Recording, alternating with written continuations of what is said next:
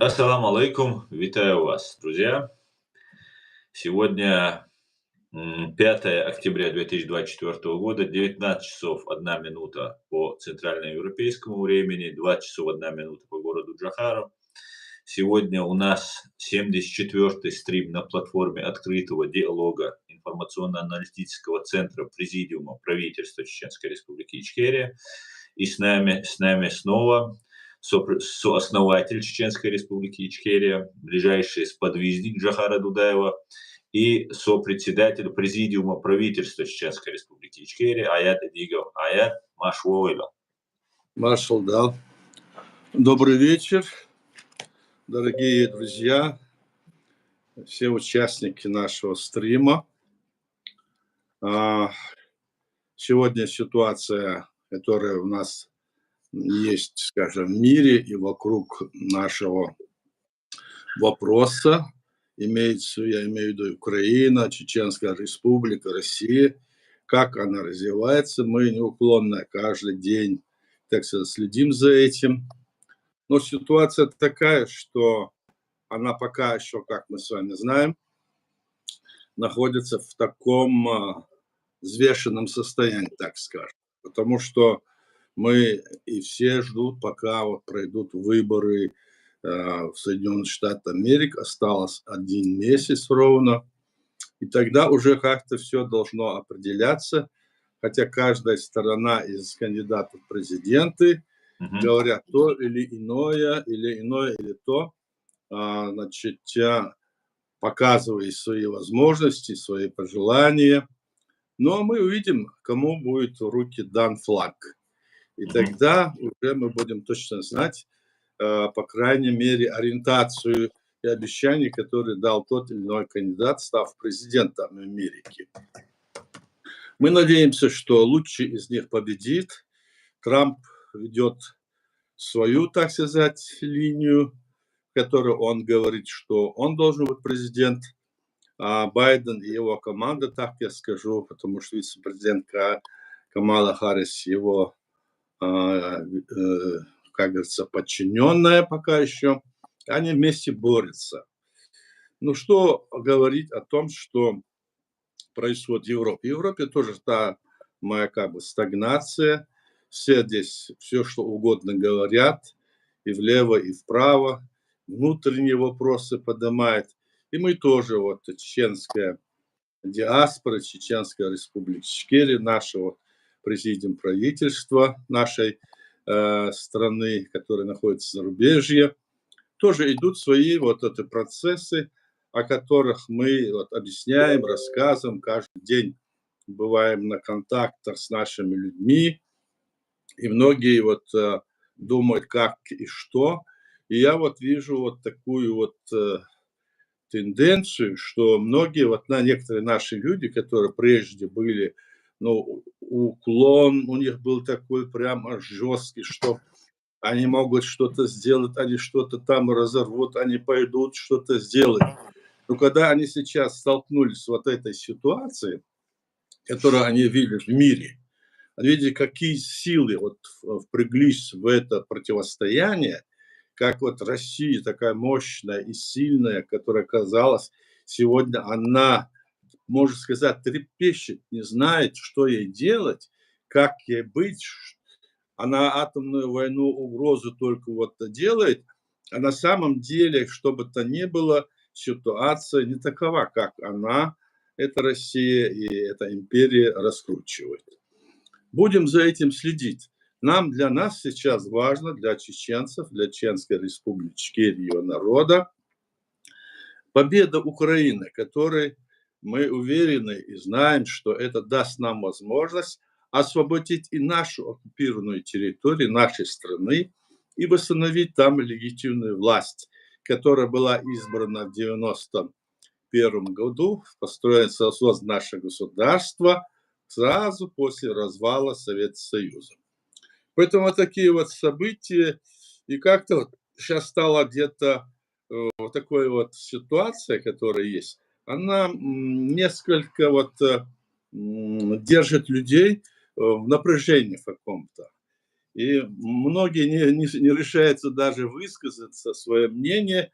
И вот поэтому давайте, вот я предлагаю, и с Асланом мы говорили, сделаем наш стрим сегодня, это как бы вопросов и ответов, чтобы не тратить время на лишние разговоры, которые мы можем сейчас упражняться сколько нам угодно.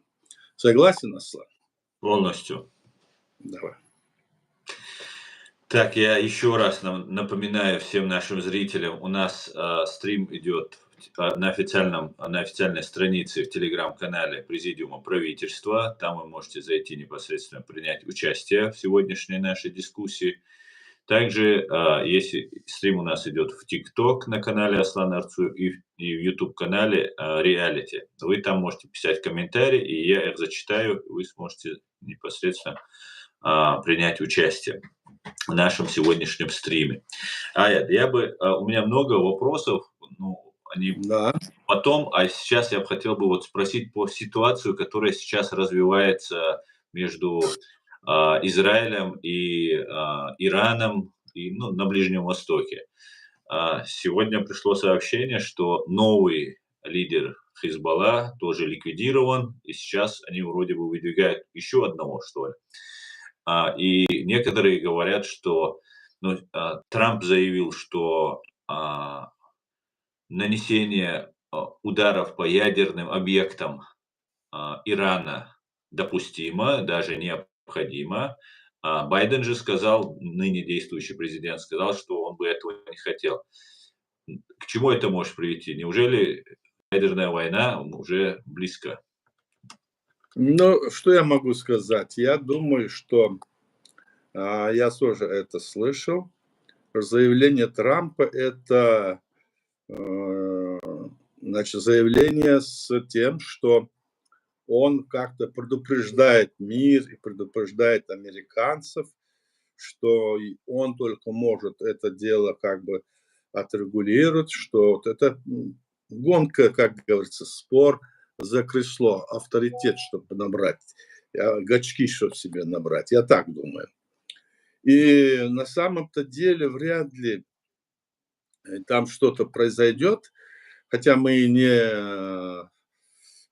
как говорится, не шейхи, что там будет, что у них в головах, мы не знаем.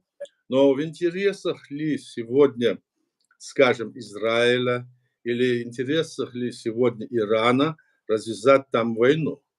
Что она даст в конечном итоге? Это даст, что вспыхнет пламя на всем Ближнем Востоке, и неизвестно, что произойдет, как там развиваться. Тем более, что президент Байден и действующая власть, они против и говорят, что необходимость в этом нет, надо подождать, надо выждать. Они против того, потому что они хотят, значит, вначале провести выборы, а потом об этом все дальше вот этот вопрос решать.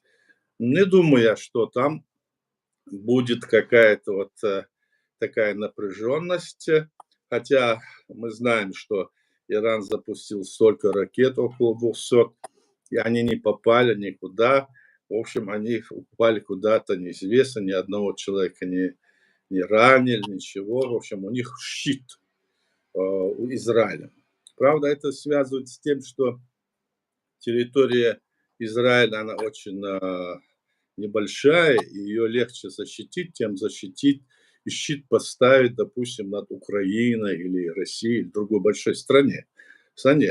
Но все равно это говорит о научно-техническом таком развитии Израиля, о его потенциале, и говорит о том, что они беспокоятся о своем народе, о своих людях, и в то же время вот эта проблема, которая есть там, на Ближнем Востоке, Израиль и арабские страны, так скажем, хотя не все они противодействуют, это как-то решиться должно. И это должны решить международные организации, главы больших государств. Они должны это как-то отрегулировать, собрав их всех вместе и решить, потому что они это государство создавали, они его теперь скинули, как говорится, в это окружение, скажем, арабский мир. Теперь ему постоянно приходится защищаться или нападать, когда они его защищают. В общем, незавидная судьба у Израиля, незавидная судьба и этих вот арабов, которые там гибнут, умирают. Поэтому с этой точки зрения я думаю, что было бы лучше вот такой ход сделать. Для нас, чеченцев, мы понимаем, главным образом мы заинтересованы в том, чтобы решилось, как и в любой стране, любой народ хочет решить свою проблему в первую очередь. И это нормально.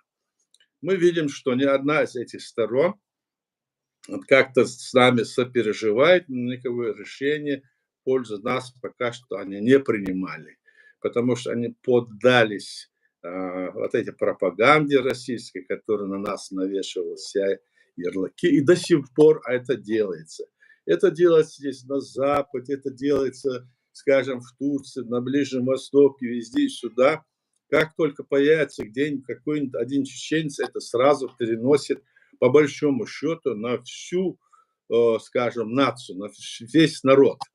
И это как раз-таки мы это рассматриваем как попытка, в общем, так сказать, оправдать Россию или оправдаться России в той жестокой войне, где они убили каждого четвертого человека в нашей стране, наших людей.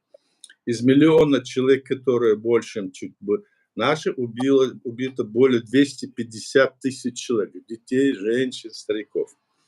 Так что вопрос Ближнего Востока, я думаю, что его решение будет. Но кто это сделает и когда, мы не знаем. Все равно так нельзя дальше жить. Или это, значит, если это так продолжится, конечно, когда-то придут умные головы, скажем, в эти государства, или придет такой момент, когда уже дальше нельзя будет так жить. То есть они уже когда больше не смогут жить.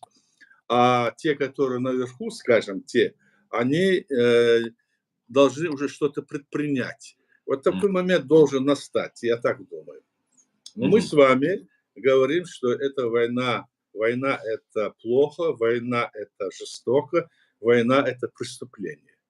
Вот так вот.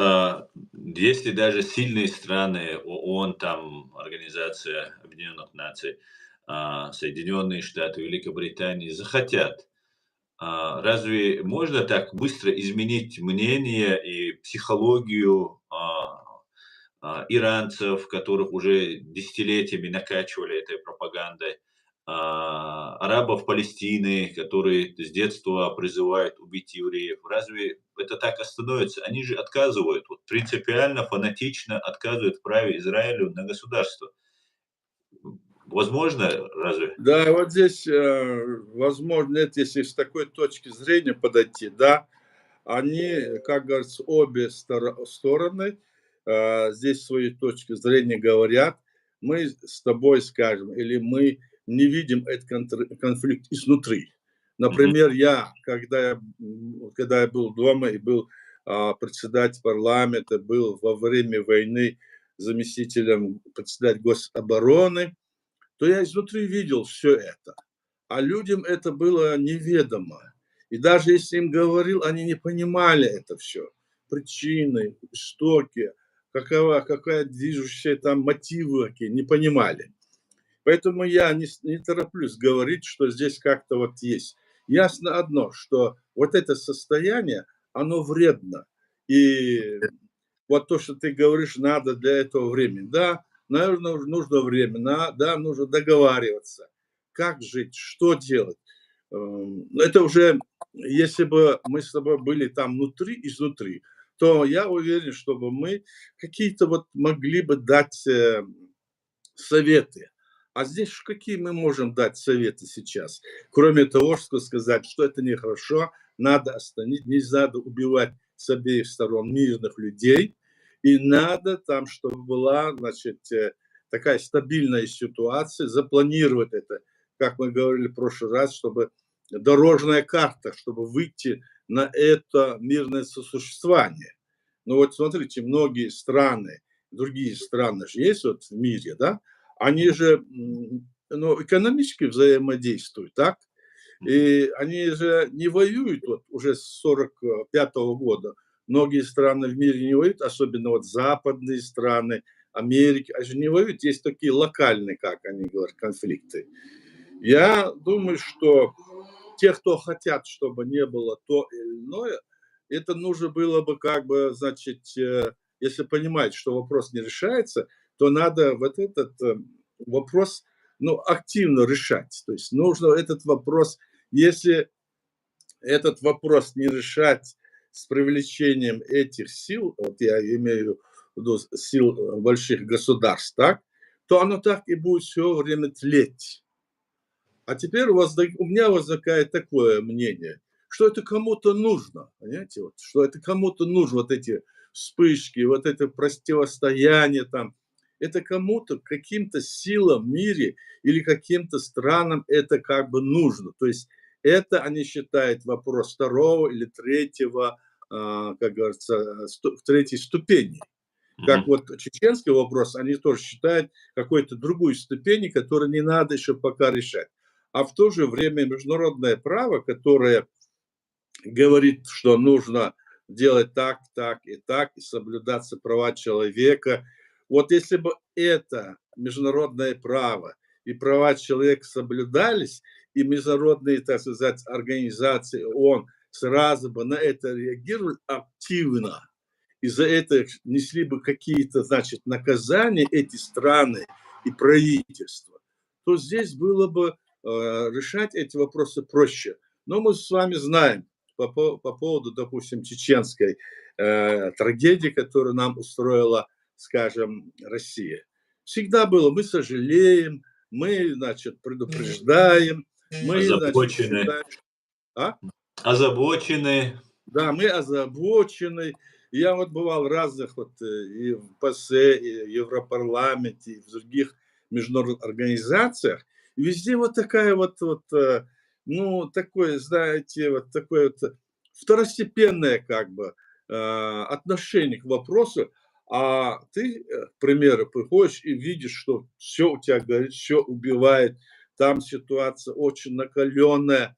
А здесь ты видишь вот такие вот спокойные, тихие взгляды. И когда ты еще какие-то вот говоришь вот эти страсти, им это не нравится, когда это не страсти, а то, что происходит на самом деле. Им это не нравится. Они пытаются тебя в чем-то где-то вот здесь уговорить и говорят, что есть вот реаль-политик. А реаль-политик это что? Это значит согласиться с тем, что происходит реально, а для чего тогда международное право? А для чего тогда, значит, права человека и другое? Вот эти международные правозащитные организации, они существуют как, ну, как сказать, как подсвечники, если мне сказать. Но гореть они начинают и решать какие-то проблемы только тогда, когда к ним подключается правительство. А так сами они просто вот как бы говорят, что-то говорят, но боль. А когда подключается какое-то правительство или власть, только тогда уже они начинают что-то делать. И это как раз относит к той или иной правозащитной иной организации. Вот что это я вижу, наблюдал, об этом я, значит, много думал. Так оно и есть. Вот такое дело. Да, конечно, опасная ситуация, опасная она для всех, и каждый день гибнут люди. Но вот здесь как раз вот пока вы отвечали, здесь от нашего подписчика такой комментарий. И для начала надо уничтожить все террористические организации, тогда наступит мир. Вы согласны с этим? Это, по-моему, израильтянка пишет. Вы согласны с таким утверждением? Значит, вначале надо определить, что такое террористические организации, что такое террор. Дело в том, что до сих пор нет четко определенного определения, что такое террористическая организация и что такое террор. Потому что разные есть в ООН и в других там правозащитных организациях, другие какие-то вот заявления. Вот я несколько знаю вариантов. Пока определенно точно нету.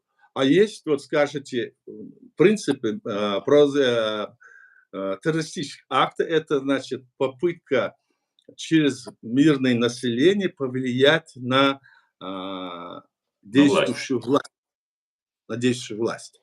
А что если, скажем, вот, допустим, российская армия вторглась на нашу территорию, вот я пример беру, когда мы создали свое суверенное демократическое правовое государство, мы не нападали ни на какую страну, Россия устраивала нам разные террористические, значит, движения, взрывы, их агентура. Потом они, значит, где-то прятались в России, и Россия их не выдавала. Это было, значит, государство, которое возвели политику, значит, на уровень террора. Да? Понимаете, вот на уровень террора они вели. И они постоянно бомбили нашу республику, убивали наших людей с воздуха. И такое происходит, скажем, на Ближнем Востоке, в обе стороны. Вот они 7 числа, вот, в прошлом году, год уже прошел, как они напали, скажем, на Израиль, потом Израиль на обратной стороне. И что из этого? Вопрос решился? Как будто нет, все стоит в таком состоянии. Значит, можно было приложить усилий и расходов и столько, если бы приложили обе стороны, или остальное мир приложил бы, наверное, там был бы мир до сих пор. Или бы приложили меньше усилий и расходы были меньше, наверное, там бы стабильности и решение этого вопроса можно было продвигаться дальше. А убить их, допустим, это значит породить еще повторно их детей, людей, которые недовольны этим, создать условия, что какая-то сила действует путем, скажем, вот таким вот террористическим, военным путем, пытается заставить поставить на колени те или иные, скажем, народы или те или иные, ну, скажем, племена, примерно так скажем.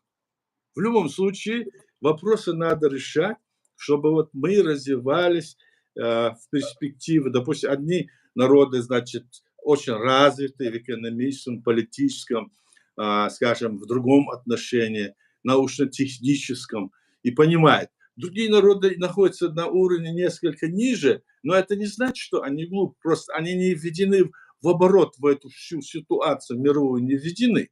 А когда они войдут в эту всю вот такую вот ситуацию и увидят, что происходит в мире, как говорят, когда они видят, что продается на этом базаре, ну, так, образно я говорю. Когда они все это увидят, они начнут думать, слушайте, здесь так не пойдет, здесь так нельзя.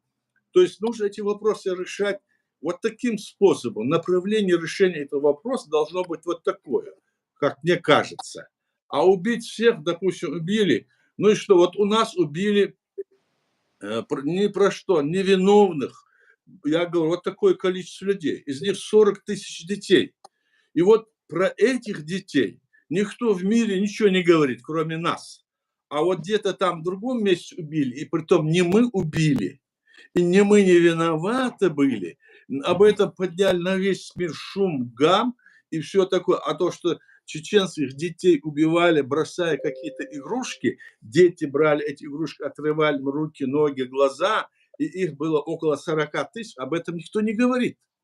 Вот что происходит. Поэтому таким образом решить этот вопрос точно нельзя, на мой взгляд. Надо здесь вопрос решать как-то. Значит, должны быть какие-то конкретные, определенные, скажем, действия со стороны великих государств, я в кавычках говорю.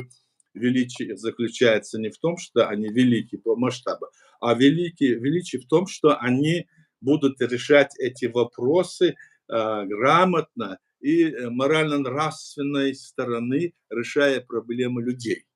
В то же время у меня возникает вот такое вот мнение, вот мы с вами видели много разных движений, разных античеловеческих движений, что вот население народа 9 миллионов или миллиардов человек, это много, планета наша не выдержит. И это все как тоже басни какие-то с моей стороны, как мне кажется. Как можно сказать, что не хватает, скажем, пропитания для людей этого земного шара? Но это же люди произошли из этой планеты, из этой земли, и в эту землю они уйдут, сколько бы то их не было.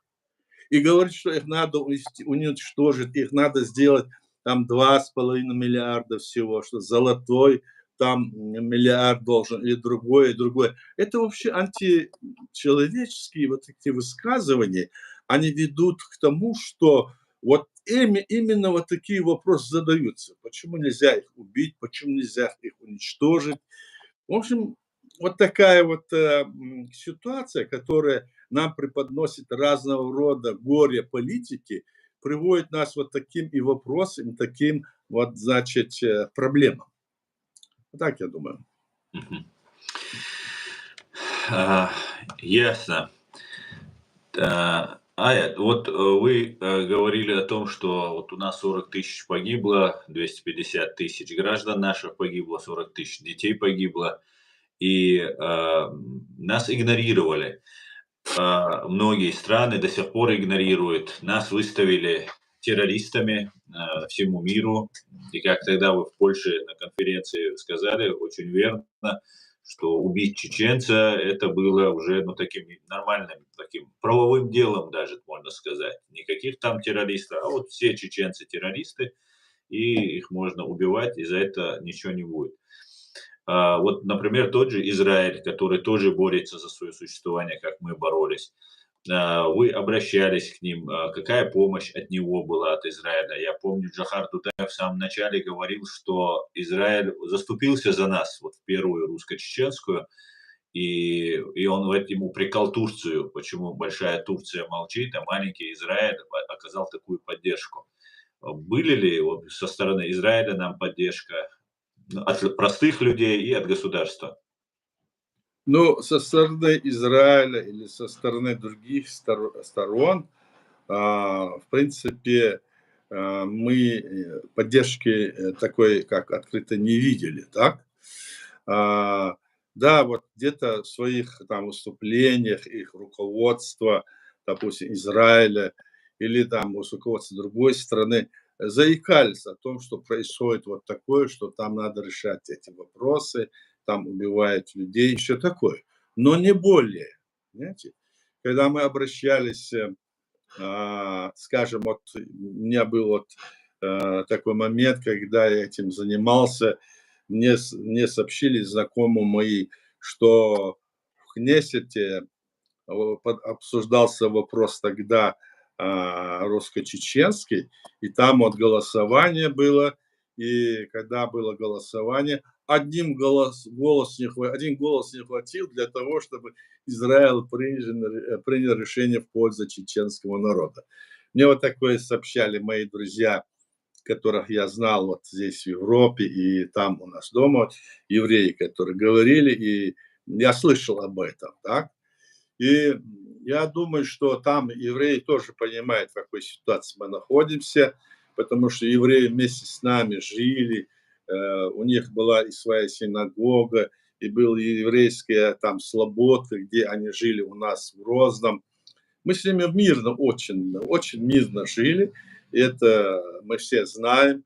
Они даже наши все вот отняты у нас вот жилища, все наше имущество, которое нас ссылали когда-то, когда вернулись, они все сохранили и отдали нашим людям, которые там жили. В то время как другие, некоторые народы, не народы, а некоторые люди других, скажем, соседских народов, некоторые из них,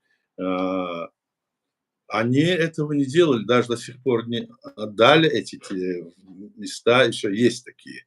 И, конечно, это политика. А это, то, что сделали тогда евреи, мы никогда не забываем, например, я и наши люди, я, например, за себя говорю, это было их общее решение.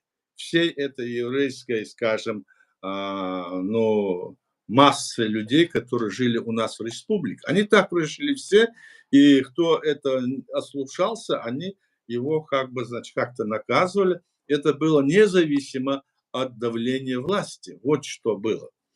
Поэтому здесь, когда мы говорим о религиозных чувствах и ссылаемся на то, что должны нам помогать те или другие, Мы не видим, что на основе религиозных чувств правительство какого-то государства, допустим, исламского, чтобы нам помогало. Мы видим, что даже эти все арабские или исламские государства, все нельзя сказать, что многие из них между собой воюют и враждуют. А когда мы говорим, что мы вот возьмем, придем и сделаем свое государство, и все это будет хорошо, это тоже блеф, потому что мы видим на примере вот этого исламского мира, так называемого, как они себя ведут. Они не могут, даже имея свои государства, они между собой как бы, значит, спорят, враждуют, даже воюют. Даже они на той или иной стороне бывают, вот мы знаем, видим, что на стороне Израиля и некоторые вот арабские страны, там некоторые их движения на стороне Израиля, а другие, значит, против. Вот что-то вот это происходит. То есть мы должны четко понимать, что происходит. Я поэтому говорю, решение этого вопроса должно быть нами хорошо изучено и понятно. И так, если мы начнем что-то говорить, вот, начнем говорить, вот так надо и так, мы попадем в разряд дилетантов, которые не знают никакого вопроса. Лучше сказать то, что мы знаем, и то, что мы не знаем. Мы знаем, что необходимо этот вопрос решать мирным способом. Как бы то ни было, мир – это лучше любой войны. Вот что я думаю. Аят, наш президиум, правительство, наша власть Чеченской Республики Ичкерия готова была бы выступить посредником между мусульманским или арабским миром и Израилем для того, чтобы наладить эти мосты, о которых вы говорите. И на самом деле, конечно, это мудрость, это истина. Но здесь это, конечно, чтобы вот быть посредником, надо быть компетентным. Надо этот вопрос знать. Вот когда у нас, допустим, в нашей диаспоре заграничной или разных наших политических деятелей, когда вступают посредниками некоторые дилетанты, которые не знают суть вопроса, от них вреда больше, чем от войны. Понимаешь? Вот в чем дело. Поэтому здесь, конечно, в принципе, все сделать для того, чтобы этот вопрос решить, то, что мы можем, мы бы, конечно, были рады. Но говорить, что мы в этом деле сейчас имеем компетенцию полную, это будет неправда. Вот что я хочу сказать. А так, конечно, мы бы, что мы можем в наших силах, мы бы постарались сделать. Это да. У меня этот вопрос возник после того, как вот здесь модный доктор написала, что евреи очень уважают чеченский народ, и, как мы знаем, и в арабском мире, и в мусульманском мире у чеченцев пока еще, даже несмотря на все усилия коллаборантов, достаточно хороший авторитет, и мы могли бы стать таким примирительным каким-нибудь таким мостиком, скажем так. Было бы очень хорошо. Да, то, что от нас зависит, конечно, мы все, что от нас зависит, в этом вопросе мы готовы бы были приложить наши усилия. Но вот то, что я сказал, то сказал. Вот и все. Да-да. Ну, компетентности вам не занимать, может, в израильском вопросе, арабо-израильском вопросе, может быть, пока вы не настолько компетентны, но можно же набраться немножко информации и пообщаться и с той стороной. Ну, если создается какая-то там группа, да, какая-то там комиссия, то участвовать в этом внутри, если нас пригласят, мы готовы. Ну, Супер. вот так вот.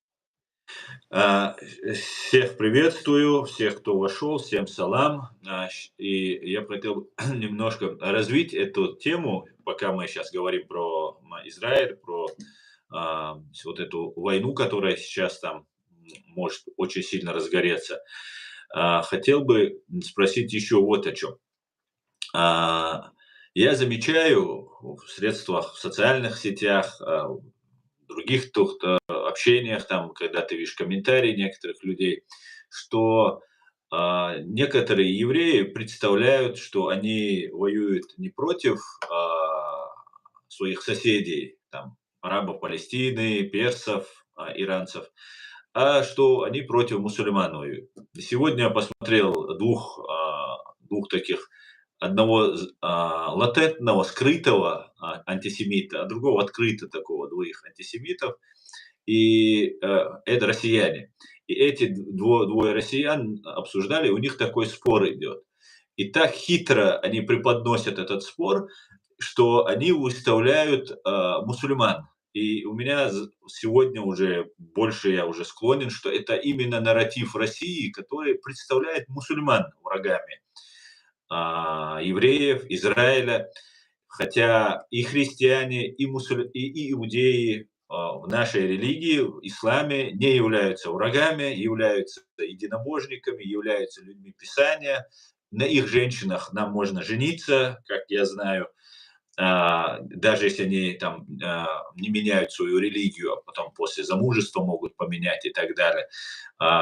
Христиане, иудеи, мы признаем их всех, их пророков, Иисуса, Моисея, Мусу, ну и так далее, и так далее. Это известный факт, в Коране написано и про людей Израиля, и про то, что евреи проживали на этой земле 1000 лет, и так далее, и так далее. Но все равно нам постоянно занимаются подменой понятия. Нам хотят представить, что евреи являются врагами мусульман, там, треть, десят, и это делает вот, российская пропаганда. Сегодня я убедился, что уже они просто наглую рассказывают о том, что мусульмане ненавидят и все хотят убить евреев, там, и это вот такая идея фикс мусульман, хотя на самом деле у нас на Кавказе, как мы знаем, никогда не было, как вы правильно сказали, у нас в Ичкерии не было, в Чечении, ни на Кавказе не было никаких конфликтов с евреями, абсолютно, ни в Дербенте не было, где они проживали, ни у нас в Грозном.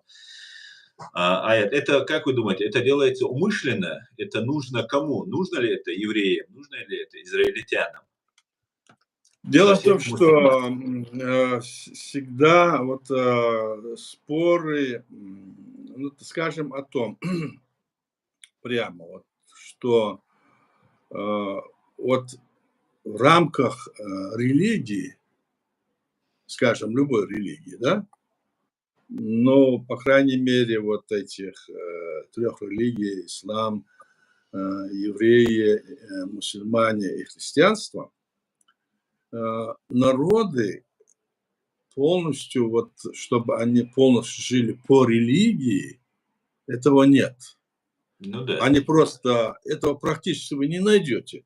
Но если они живут, то живут, где-то там, они говорят, мы там мусульмане, мы христиане, но они в основном живут сообразно той ситуации, которой и проблемы, которые надо решать, но стараются где-то, значит, в соответствии с этим, скажем, укладом, религиозными вот этими канонами их блюсти, но чтобы они полностью этим занимались, я, допустим, не встречал, и мы с вами не встречали.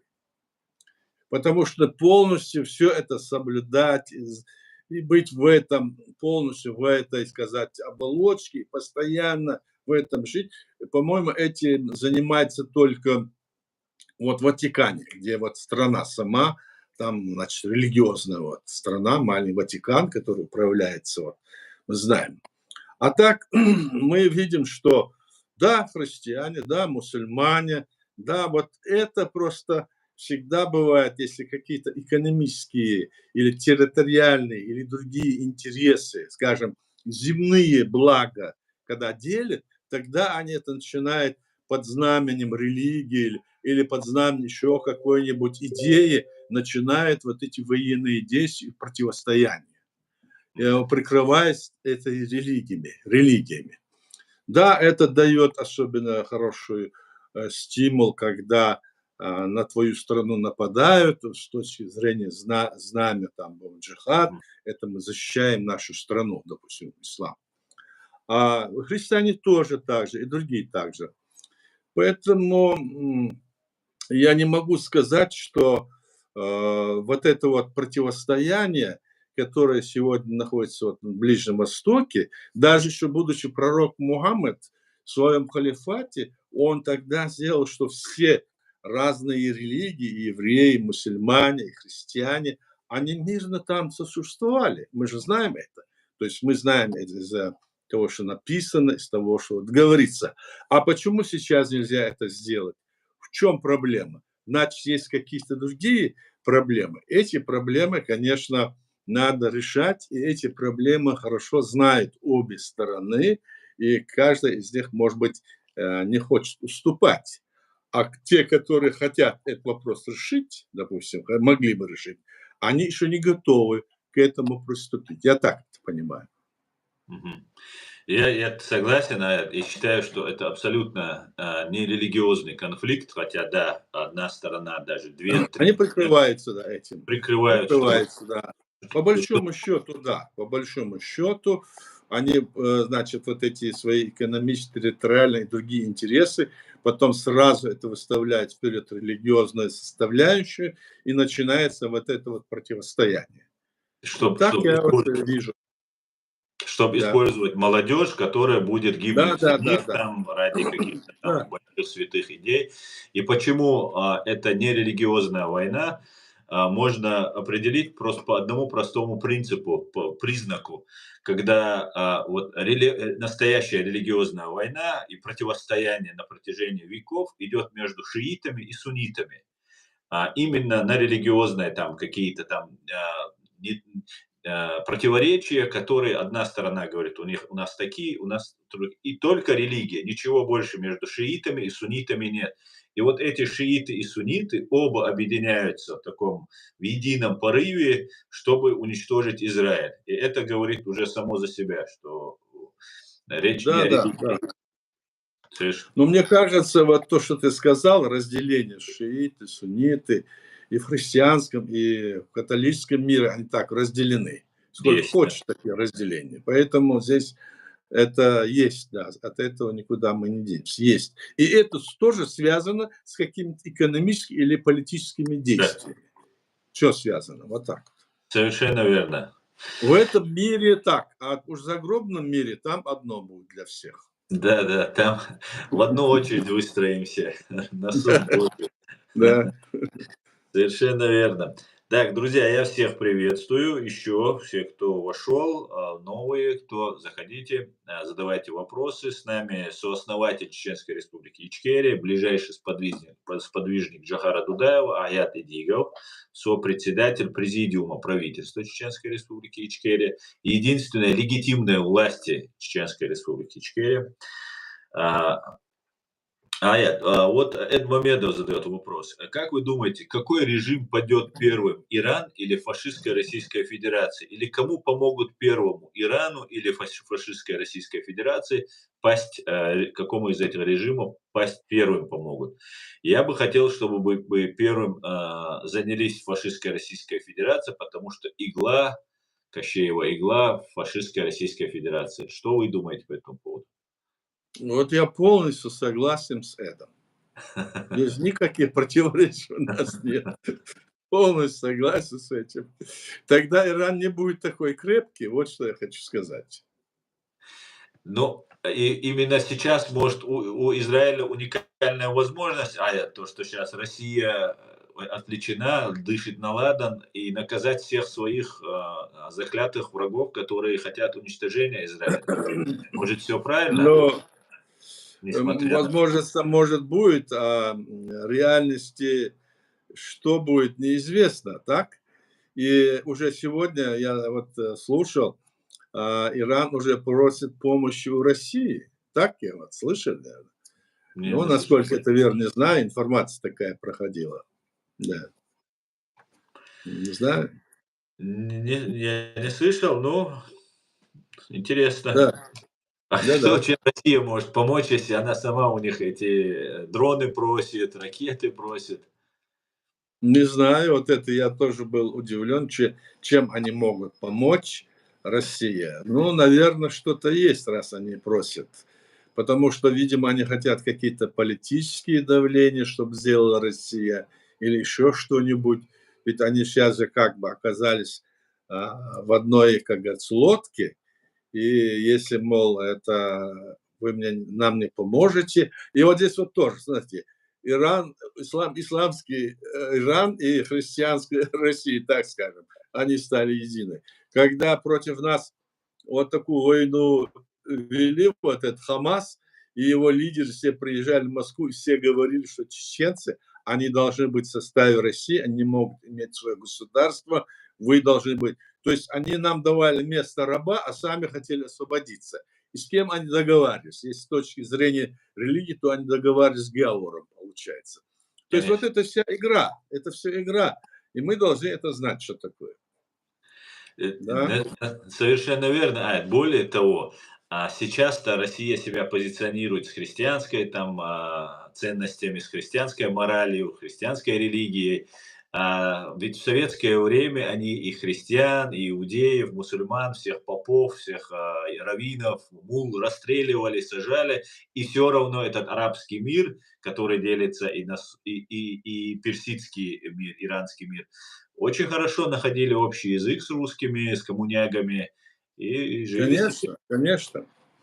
Тогда было так, что были планы давались, каждой области, каждой республике давались план расстрела. И вот Да, некоторые да. районы, ректоры области, вот я читал много об этом, не то Мгм. что много, но читал, что они писали Ленину и другим: мы уже план выполнили, дайте нам еще план Еще. дополнить, мы расстреляем и других. Вот какая это власть, видите? Вот, Совершенно верно. вот это вот, знаете. Совершенно Так верно. что независимо от религии, они все мечети, все эти церкви или какие-нибудь храмы религиозные, еврейские и другие, все они уничтожали, сделали из них склады, ну, что угодно там, какие-то сараи. Вот так вот было, да. Вы знаете, Аят, что на сегодняшний день, вот в демократической, так называемой России, та же плановая система по репрессиям населения, она сохраняется. Это у них. Но я, верю в это, я верю, знаю, что они так или иначе это планируют. Они знают, где надо надавить, где не надо давить. Ста Вот сейчас я вчера или позавчера слышал, что, Кадыров заявил, что Путин обещал вторую мечеть, в Москве построить, разрешить. Потому Машаллах, что одна только, а он теперь разрешил еще вторую построить. машаллах, Вот машаллах. вот такое вот было, Защитник сообщение. мусульман. Да-да, мусульманскую, да. Да. Ну, Кадыров защитник мусульман. Я имею в виду, что сегодня вот в России есть плановая система, где каждый участковый, начальник уголовного розыска должен задержать 3 наркоманов, 5 там разбойников, 2. И им приходит Да-да-да-да. разнарядка. Это все сталинское. Просто сейчас не Да-да, расстреливают, да. ну зато более такой мягкой форме, ну, сажают.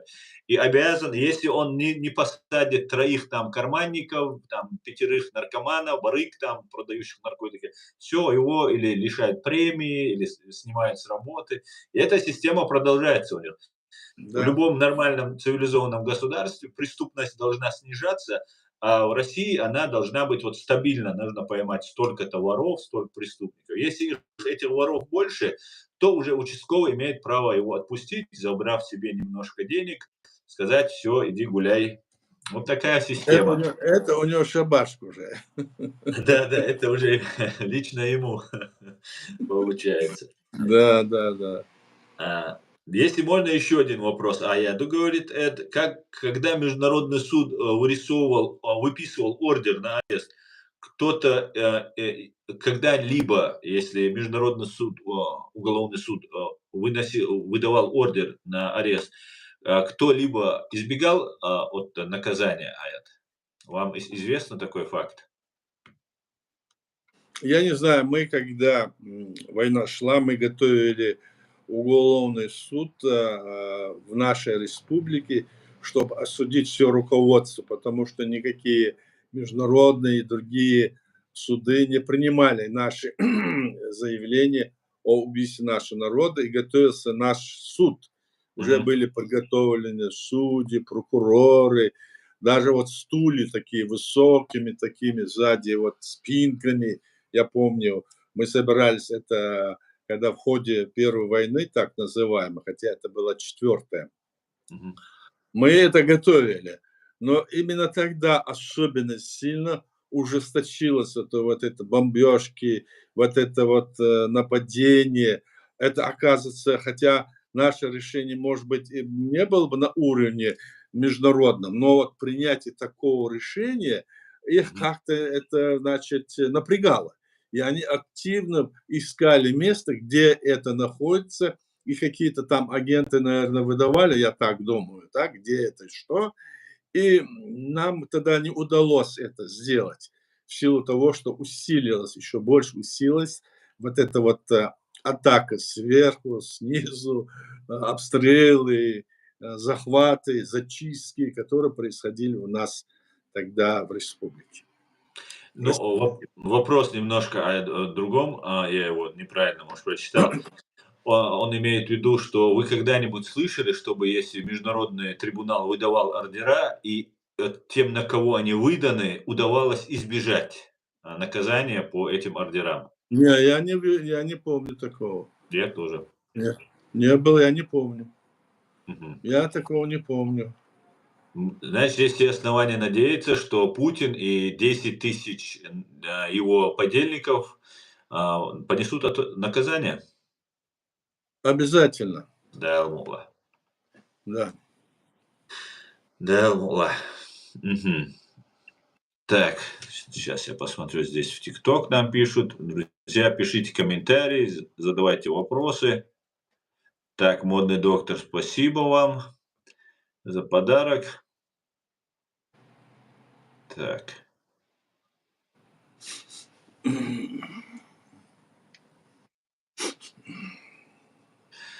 А, приветствую, Гео. Всех я вас, друзья, приветствую, кто вновь вошел. Я еще хотел бы вернуться вот к теме по поводу про Израиль я вас спросил. Ну, например, самые две мощные крупные державы, ну и та третья страна, в которой вы проживаете, Франция, это и Соединенные Штаты, и Великобритания. Это три страны, которые имеют право вето, которые являются очень мощными ядерными державами.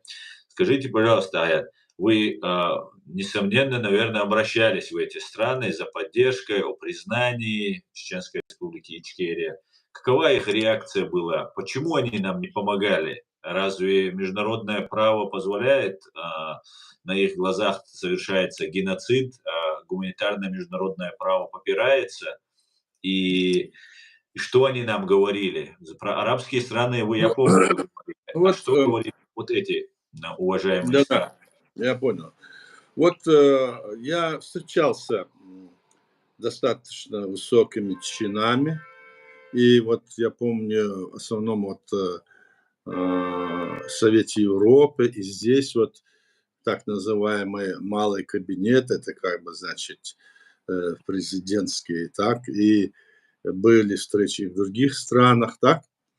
Вот, в целом, что они говорили, что вот, мол, так-то или нет, вот нету того, чтобы признали вашу страну, скажем, независимым государством на международном уровне, нет такого решения. Считается, что ваша территория является частью России. На каком основании? Ну, вот так. Ну, как вы говорите, вот так. Вот эта ситуация, вот документы, вот эта ситуация, это надо решать. Я здесь вот рассказывал один момент, даже написал я, значит, короткую там статью, помню, кому я это был, одной моей это, друзей в Фейсбуке, где это написали про Анну Политковскую. Мгм. Но они ее там всячески расхваливали, и она это была достойна. Но в вопросе, который касался нашей государственности, мы этот вопрос поднимали в 2006 году, кажется, если не ошибаюсь, в парламенте Финляндии, Хельсинки. Я был там, там собрались многие люди, и там Да. были представители, депутаты европейских стран, и был там представитель Совета Европы Гросс, который занимался нашими чечено-русскими отношениями. Мгм. И когда в то время, вот пример, вот когда в то время из 10 стран Европы чеченские беженцы, общественные организации прислали нам туда письма с просьбой вынести в резолюцию вопрос о чечено-российских отношениях, рассмотреть в Совете Европы. Мгм. Так этот вопрос поднялся, и я этот вопрос там озвучил. Там. И просил внести это в резолюцию, которую мы там будем принимать, или в решение. Так вот, Политковская Анна встала и говорит: нет, я против этого, сказала она. Мгм. Я был очень удивлен, почему она это говорит. Хотя я с ним был в хороших отношениях, мы там говорили. Она говорит: я много занималась этим вопросом, я этим вопросом много критиковала, говорит, вот, Совет Европы, я против этого. То есть она занималась решением вопроса отдельных наших людей, нашей, как говорится, нашей проблемы, общей проблеме о решении мирного вопроса, о признании нашего государства, просто когда вынесли туда. Она встала и сказала: я был против. Меня это удивило. Конечно, это было с ее стороны, она занималась как бы не политикой, но те, которые демократы или какие-то другие, скажем, общественные организации говорят, что мы политикой не занимаемся, это неправда. Почему? Потому что все, что делается в этом мире, от иглы и а тем более общественная, это политика. То есть они ходят от этого вопроса, они сдают нашу общую, скажем, проблему о власти России тогда, и пытались заниматься спасением людей. Какое-то количество людей они помогали, спасали, а общей проблемой не хотели заниматься. Вот что я вам скажу по этому вопросу. И такая политика была во всей этой западной политической, как говорится, оболочке. Вот я разговаривал, тогда был президент ПСР Рассел Джонсон, помню, в те времена, 2001, 2002, 2003 годы. И с ним. И он говорит: вот такая вот, знаете, вот такая реаль-политика, ничего не сделаешь. Вот сейчас вот такая реаль-политика. То есть они это подменяют реаль-политикой, а мы под эту реаль-политику мы не подходим, значит, у нас должна быть сила, значит, у нас должно быть дух, который мы должны сами защищаться. А если нас оболгут, вот как Российская империя оболгала нас и сказала, что мы террористы, бандиты, что мы делаем, или другие там, то, значит, общим усилием нас додавят. Вот такая вот позиция находится, скажем, в тайных коридорах или в скелетах, где-то в шкафу держат такие скелеты здесь. А сейчас, когда вот этот вопрос так поднялся, и потом после как на нас напали, на Грузию напали, ну, Молдову раньше, потом Украина, и снова Украина, это стало как-то открываться, и сейчас Украина сделала такой очень важный шаг признания, что наши территории оккупированы, и осудила геноцид чеченского народа. Это очень большое такое важное значение имеет для нас, для решения проблемы чеченского народа. Кстати, это является и примером для таких вот решений и для других народов, которые есть, скажем, во всем остальном мире. Это пример хороший. Вот так вот, ситуация такая. Вот как раз сейчас Израиль, который сражается, как и Украина, фактически на одном и том же фронте, получается, они сражаются. Было бы очень правильно, если бы Израиль сейчас последовал бы примеру, который тоже входит в ООН. Мы знаем, что Верховная Рада Украины отправила документ о своем признании и попросила, призвала последовать ее примеру другие страны, члены ООН. Было бы правильно, если бы Израиль сделал бы. Есть ли вот сейчас у президиума какая-то работа в этом направлении, чтобы вот написать письмо, или же мы могли бы сейчас начать эту процедуру? Потому что для России больнее удара, чем признание Израиля. Да вот всем антисемитам, всем вот этим врагам Израиля это хребет сломать было бы, если бы Израиль сейчас. Да, это было бы хорошо, да. Вот я встречался в Европарламенте в прошлом году, были у нас встречи, и в Польше, в Варшаве. Там была вот делегация, очень дружная делегация Азербайджана. Они же дружат с Израилем. Израилем, так? Да. Вот там были их представители. Ну, правда, они были оппозиция, но все равно я их спрашивал, вот как вы думаете, вы бы могли этот вопрос рассмотреть, и чтобы ваша власть решила проблему признания нашей республики? Я им задавал вопрос. Ну, один из них сказал, нет, это маловероятно, я думаю, что это маловероятно. И больше я не стал ему говорить, потому что он был опытный человек, с которым я говорил. И я, когда встречаюсь с разными другими деятелями политическими, всегда этот вопрос ставлю. Но это надо как-то решать. Сегодня у нас нет никаких контактов там. Если бы Израиль этот вопрос поднял бы, это было бы хорошо. И это было бы хорошо, если бы этот вопрос подняла бы, значит, страна, которая называется Соединенные Штаты Америки.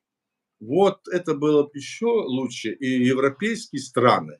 Мы говорили об этом, мы встречались, выступали по разным каналам, радио, телевидению, в газетах печатались.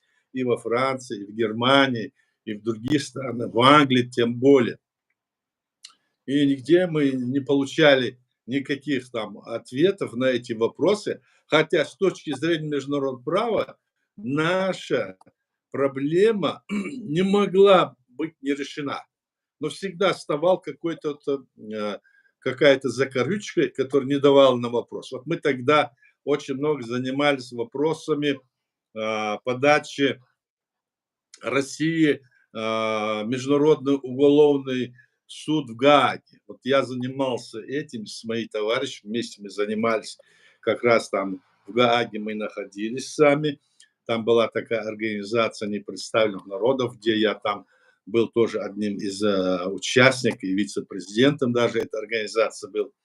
Так вот, когда мы этим занимались и привлекали очень известных там юристов, это даже было в Англии, вот Ванесса Редграф, наш друг, а мы тогда собрали большое количество, ну, скажем, там, человек 5-6 очень известных в Англии этих юристов, и когда мы там запросили как это сделать, то там сказали, что это невозможно сделать, потому что это может сделать только тот, кто является членом Организации Объединенных Наций.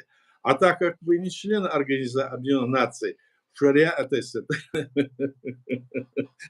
уголовный суд Гаагский подать это нельзя. Тогда надо искать какую-то страну, которая бы этот вопрос решил бы.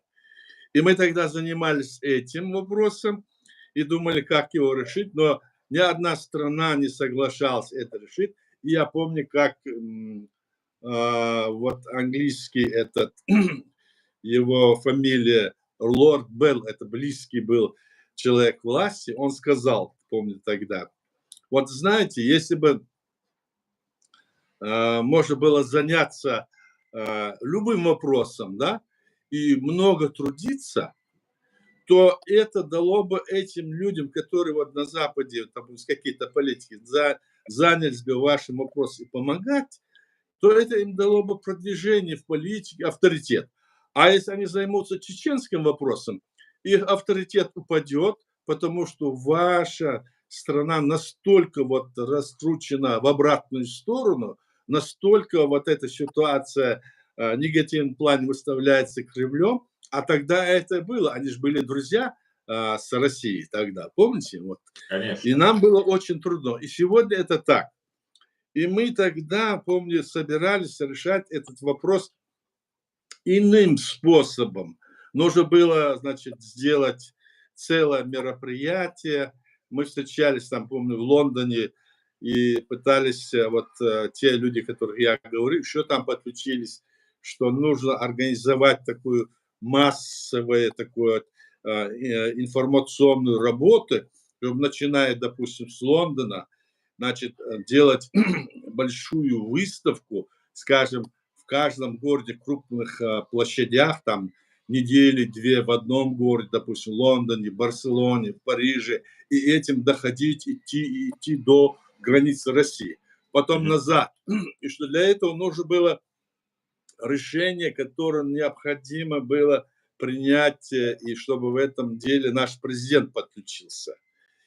И когда мы этим вопросом занимались, я звонил прямо туда президенту, тогда у меня была связь, и разговаривали, и сказали, что необходимо вот приехать, и там он должен был некоторые там процедуры вот выполнить. И я поехал туда, помню, в Грузию, Панкийское, вот это ущелье, оттуда, чтобы перебраться и встретить нашего президента. И я связывался с президентом там оттуда, и он каждый раз говорил: подожди, подожди. И в конечном итоге сказал: нет, ты не можешь приехать, возвращайся назад, ты меня не найдешь, ты не можешь приехать. Там усилилось его преследование по всем там таким вот, его преследовали, ну, понимаете сами, пытались его там убить, найти его, и они опасались, что я могу какой-то там за собой привести какого-то хвост или вокруг меня там, может быть, кто-то, какие-то агентуры говорил, не пускай его, зная об этой ситуации. И я вынужден был вернуться назад. Вот такие попытки мы делали, понимаете, очень такие. И здесь в Франции тоже была вот такая попытка целая. Здесь вот готовилось целое мероприятие, так, с некоторыми очень известными людьми, которые мы вместе пытались туда вылететь туда, в Грузию, уже это можно говорить, так, а оттуда перебраться вертолетом и туда к нам, и туда привезти очень много техники, значит, и связи, и другое. Все это бы изготовилось, но это тоже было обрушено, и здесь агентура работала, вот российская здесь работала, они внедрялись, и как-то вот это все, как бы только мы ни пытались, все равно это как-то доходило до них, и вот такие срывы были. Вот это что такое, вот я вам объясняю. Мгм. Вот так было. Ясно. А, ладно, давайте дальше к вопросу. Тут Давайте. по этой теме, по Израилю, Эд говорит, что было бы хорошо написать Натаньяху открытое письмо или не открытое по поводу признания Ичкерии оккупированной. Ведь, сейчас ведь как, ведь Украина же, которая, ну, Израиль не помогал нас уничтожать. Если нужно признать честно, Украина помогала оккупации, ее летчики принимали участие, много чего было нехорошего. И сейчас, когда уже идет война против России, Украина сделала этот шаг, который, фактически колоссальный такой шаг. И, может быть, сейчас Израиль был бы более благосклонен к той ситуации, которая у нас сложилась. Да, это надо об этом подумать, надо посоветоваться с нашими друзьями. Я буду разговаривать, посмотрим, надо подумать хорошо. Хорошо бы иметь там какой-то контакт, вот что, то, чтобы это не был просто сотрясание воздуха и все. А если бы там какой-то контакт был бы, это было более, так сказать, значимо. Вот что я скажу. Потому что там есть люди, и сейчас, которые есть там, вот есть люди в Израиле, я знаю их, они там всячески проводят линию, поддерживают самозванца Закаева, и ему шлют разные поздравления. Это есть, понимаете? Поэтому здесь надо это такое дело. Как только мы что-то начинаем делать, разные самозванцы говорят, что это мы делаем самозванцы, и мы говорим, вот они самозванцы, и обоснован это сейчас, ты знаешь же, да? Мгм. И никто не обращает на это внимания. Вот вопрос не задавал. Почему? Да потому что им сейчас все равно все. Что у нас, как у нас, какая наша проблема. У них своя проблема в первую очередь. Но Конечно. как сделать так, чтобы мы могли этот вопрос, значит, чтобы восприняли, там должен быть какой-то, ну, какой-то человек, который мог бы нам в этом деле помогать. А те, которые я знаю там, они против нас, насколько я понимаю. потому что они занимаются этими вопросами, которые я сказал, и поддерживают разных самозванцев, которые не имеют отношения к нашей государственности, сами себя назначают, каждый раз меняет ориентацию, то они демократы, то они, значит, против ислама, потом они демократы, теперь они снова, вы знаете, значит, перешли на основу религии, а во встречах везде ищут, заявляют, что мы демократы.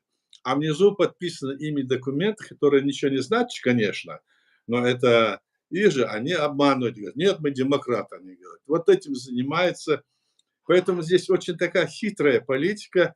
Поэтому нам, если бы у нас там был бы какой-то контакт, который бы этот вопрос можно было донести и его рассмотреть, это было бы хорошо. Я так думаю. Но Ну, пока что там наши, нет у нас таких связей. наши зрители, наши друзья, наши сторонники, которые нас услышат из Израиля, пожалуйста, у вас есть уникальная возможность нам помочь.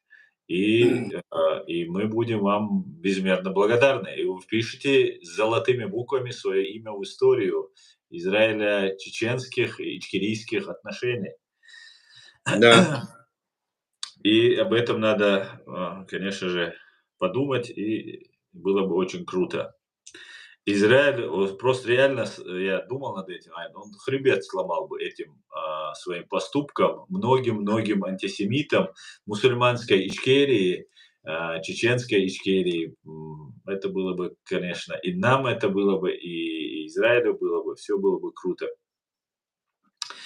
Так, Аят, у меня многие спрашивают, русскоязычные в США, почему Ичкерия, спрашивает Эд Мамедов, не участвовала в приватизации собственности Советского Союза, и народ не получал ваучеры. Многие думают, что вы во время войны не выдавали ваучеры. Вас многие у нас слушают. Объясните, пожалуйста.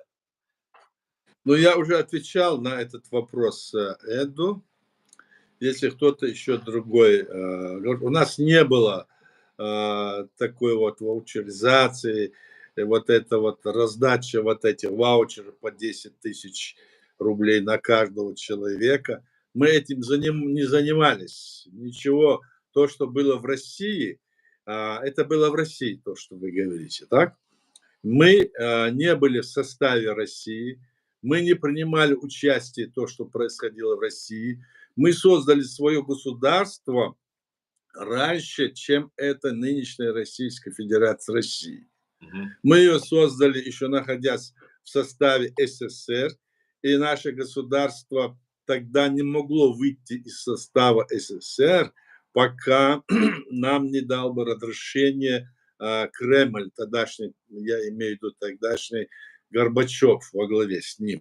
Как он это дал разрешение признания Балтийским 3 республикам.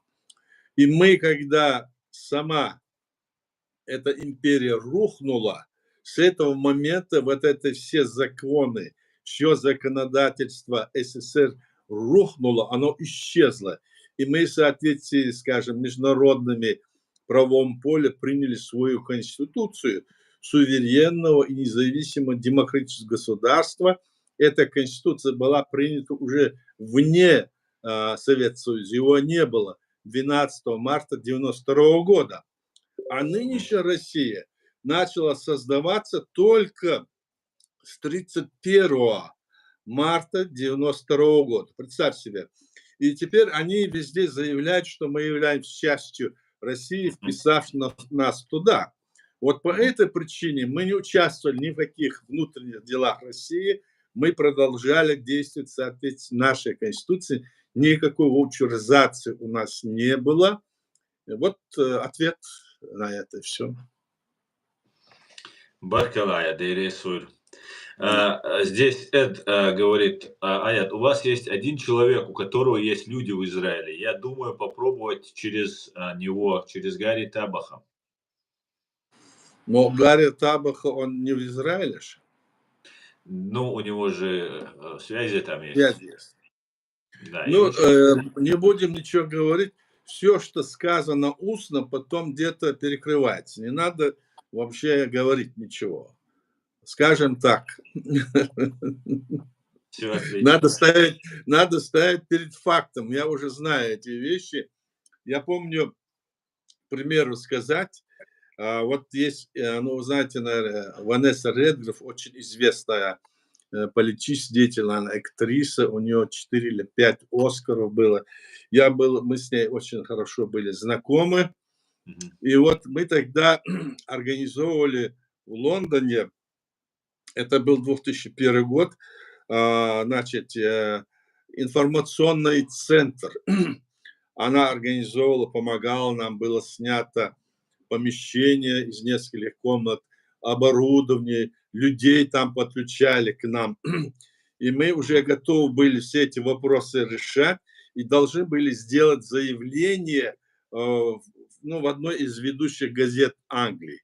В это время получилось так, что мне нужно было срочно поехать в Женеву, в ООН, для того, чтобы там рассматривался вопрос наш, и мне там предложили выступить в ООН.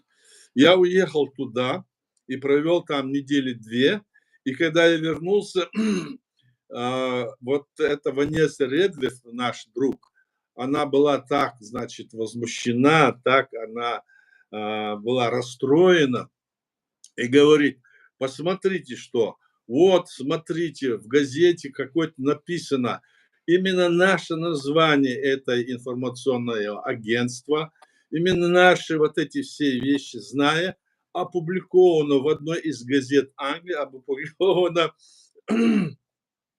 сообщение о том, что такой информационный центр открылся. Когда мы начали искать, где и как, выяснилось, что это был как некий какой-то там студент чеченец, который жил в общежитии с кем-то где-то там вместе, и где-то он находился, мы не могли его найти, когда нашли и сказали: ну-ка, давай подъезжай сюда, поговорим. Он говорит: я где-то там нахожусь. То есть нам вот такую вот подложили, как говорят, свинью. Поэтому говорить об этих вещах не стоит, пока вопрос не выйдет на гора, перед фактом надо ставить. Но уже сколько раз так было, вот что я хочу сказать. Понимаешь? Вот. Да-да-да, И все вот правильно. такие вот вещи, вот такие вещи здесь делаются очень просто. А сейчас тем более вот в связи с тем, что информационная вот эта ситуация, мы здесь сидим, говорим, я не знаю, что здесь подслушивает, меня или кого. Может быть, здесь мой телевизор подслушивает, может быть, какая-то там чашка, лампа. Вот такая ситуация. Поэтому здесь надо, ну, в общем, понимаешь, о чем я говорю, о чем. Очень хорошо, Аят. Да? Очень. Да, Потому что, думаю, меня тоже слушают. да, Как да.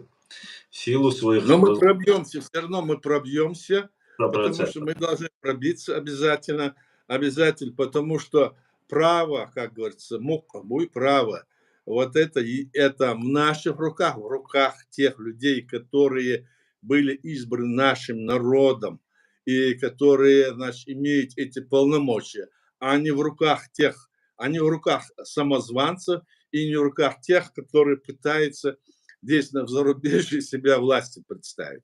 Поэтому эта ситуация, она однозначна, но нам надо быть очень внимательны и нашу ситуацию здесь излагать и рассказывать. И мы это делаем.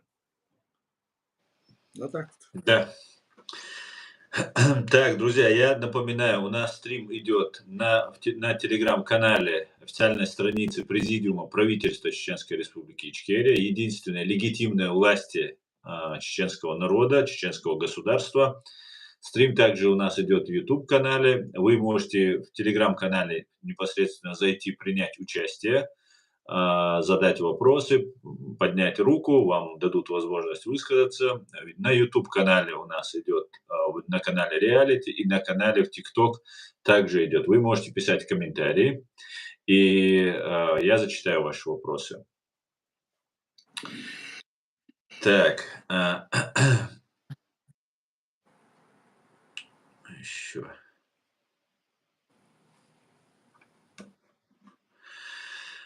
Аят, как вы думаете, вот ситуация, которая сейчас разворачивается по поводу Украины, то, что сейчас происходит, ну, некоторые можно журналистами даже назвать, украинские, которые, ну, русскоязычные, у них информационные ресурсы, они утверждают, что вот-вот месяц-два до Нового года война закончится, там, вне зависимости, кто будет избран президентом. Как вы думаете, возможно ли в ближайшие месяцы окончание войны?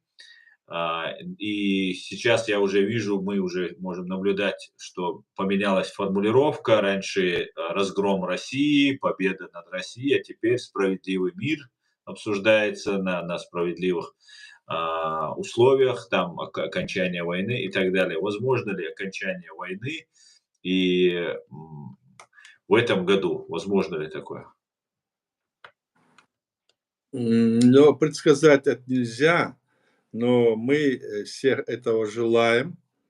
И для того, чтобы вот, скажем, закончить войну, Путин, с моей точки зрения, не пойдет на уступки, которые его снесут с власти. Он будет до последнего цепляться за это свое кресло. Если ему не дадут каких-то гарантий, ему надо дать, наверное, какие-то гарантии, или если он дойдет до этого состояния, что он поймет, что он полностью проиграл, то ему тогда надо дать какие-то гарантии безопасности. А если нет, он будет до конца держаться, пока его там, пока не снесут. Как скоро это будет, неизвестно. Вот это либеральное демократическое вот это движение, которое здесь на Западе, это те же имперцы, это те же, скажем, люди, которые хотят сохранить эту Россию. То есть сохранить Россию, это они понимают, чтобы она была такой, как она есть. У некоторыми даже лозунги, они говорят, что мы дадим или не дадим, а что такое они дадим? Мы дадим, мы разрешим. А это должно быть так, с моей точки зрения. Еще в 90, скажем, втором году, 31 марта, республики, которые, территории национальной республики, которая находится сегодня под властью Кремля, я имею в виду, тогда было 16 автономных республик, Мгм. потом они были преобразованы в союзные республики СССР, то есть властью СССР. Надо здесь пояснить, что вот эти вот 15 республик, которые были в составе СССР, они сразу не были 15. Их вначале было только 4, потом 5, 7, 8, 10, 13, потом снова 12 и потом 15. То есть это был такой процесс. Власть СССР сама могла, значит, преобразовать статус любой республики. И вот в апреле 90-го года СССР преобразовал все эти республики, их было 20 в Советском Союзе, в союзные республики. В Советском Союзе стало 35 союзных республик, 3 республики были, значит, признаны независимыми государствами тогда. И вот когда эти 32 республики были признаны независимыми государствами, то остальные 32, то есть оставшиеся 32 республики после этого не могли сами выйти из Советского Союза. Для этого нужно было разрешение власти, то есть Горбачева. Но так как СССР был разрушен полностью, и он исчез, то эти республики, значит, оказались в международном правовом поле, как и наша республика, и мы тогда, я уже говорил, приняли свою конституцию в международном правовом поле. А вот остальным республикам, которые были раньше автономны, потом они стали союзными, о чем пытаются умолчать советская, то есть в России нынешняя, потом союзным, и когда исчезла, скажем, эта Советская империя, то ее это законодательство полностью исчезло. То есть не надо было даже быть автономно, не автономно, не надо было в связи с тем, что это исчезло. И они должны были, в принципе, должны были вот в международном правовом поле, эти республики должны были что сделать? Они должны были наполнить значит, все атрибутики свои, скажем, страны, которые оказались в международном правовом поле, потому что они уже были странами. Они были прежде республиками вне ООН. А когда это Советский Союз исчез, они оказались республиками в международном правовом поле. И вот Мгм. этот момент в 1992 году Ельцин, и они не дали этим республикам, которые сегодня часть России, не дали возможность им, значит, провести соответствующие действия, провести референдум, провести решение, избрать новую власть. И там все еще сидели прежние из Советского Союза коммунисты во главе. И с ними подписали они договор незаконно, отодвинув интересы этих народов незаконно, и создали эту Российскую Федерацию России.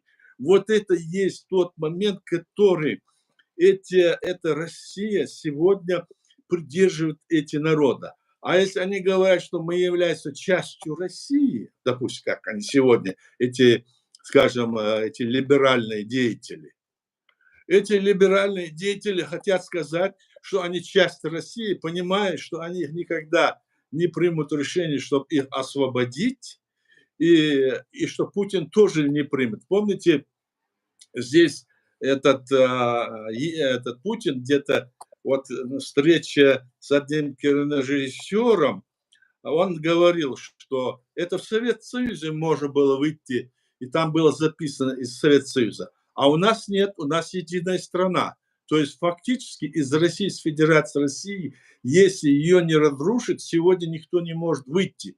И не надо обманывать этих людей. И эти либералы не должны обманывать этих людей. Почему? Потому что это невозможно. Значит, надо развалить Россию. Вопрос стоит для того, чтобы решить этот вопрос, надо развалить Россию. А развалить не надо. Вот они незаконно захвачены, и этот вопрос надо решать таким образом.